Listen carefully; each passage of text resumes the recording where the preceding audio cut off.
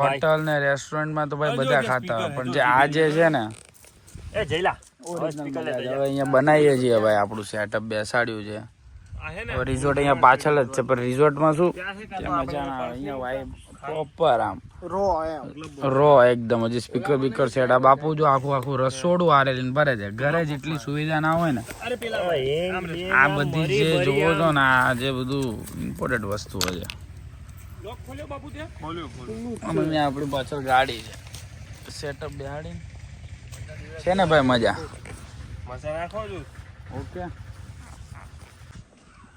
પાછું શું વાત છે, આ એક પ્રોપર્ટી છે ને, આજે સાંજનો ટાઈમ હોય ને, ગ્રીનરી છે, એકદમ પીસફુલ, બહુ મસ્ત લાગે છે.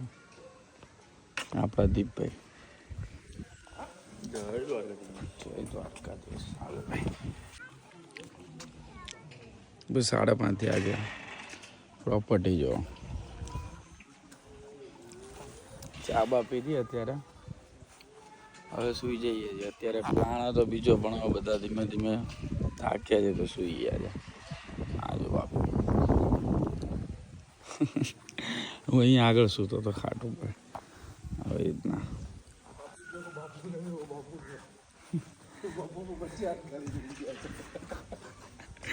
કઈ નહીં, હવે રાત્રે બારબીક્યુનો પ્રોગ્રામ કરશું.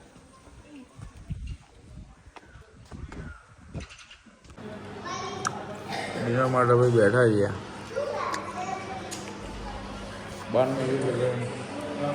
જે સૂતા છે ને બાપુ, ઉઠવાનું મન નતું થતું. જે મોજ આવતી હતી ને. શું કેવું સ્નેહભાઈ? સ્નેહભાઈ જ ઉઠી ના સ્નેહભાઈ ઉઠાડતો હતો બધા બાપુ. કલાકથી બધાને ઉઠાડતો હતો, ખબર છે? 7:45 બધાને ઉઠાડતો હતો. પૂછ બાકી ભૂખ્યા બેઠા બેઠા ભાઈ પ્લાન બન્યો છે. દીપ શું કે બાપુ, દીપભાઈ ને શું કાલ જવાનું છે ભાઈ, કંઈક પાસપોર્ટ ની ડેટ બેટ છે તો શું છે ભાઈ, સીએ નું છે. સીએ ને કંઈક ટ્રેનિંગ છે. ભાઈ દીપભાઈ ને બસમાં મોકલી દઈશું પાછો. તો કાલે જુનાગઢ જવાનો છે મૂકવા. તમે વિચાર્યું કાલે જુનાગઢ ચડી જ લઈશું. શું કે બાપુ? તો આપણે ક્લાસની ડેટ બદલા દઈએ, 2 દાડા પાછી કરાવી દઈએ. શું ભાઈ દીપભાઈ બોલો કંઈક. એમને કાલે જ જવું. ટિકિટ આવી ગઈ 5 વાગ્યાની. ટિકિટ આવી ગઈ છે ભાઈ, બરોબર ને?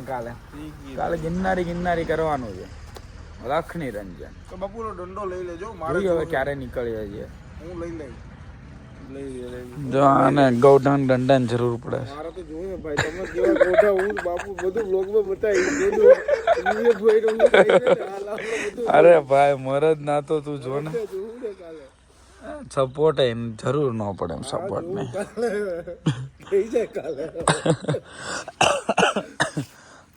ચલો જોઈ લેજો કાલે શું છે ને શું નહીં. બરોબર, 10,000 સ્ટેપ છે, પડાઈ દેવાની છે. દીપભાઈ લીધે અમારે શું તાત્કાલિક પ્લાન કરવો પડે, તો બાકી અમારે કાલે હજી અહીંયા એક દિવસ આરામ કરવાનો હતો. તો બાપુ કાલ બ્રેકફાસ્ટ મિસ થઈ જાય. બ્રેકફાસ્ટ ને મિસ ને બધું મિસ જ છે. આજનો નસીબમાં નહોતો, કાલનો બાપુ હવારમાં ભોઠા પડી ગયા.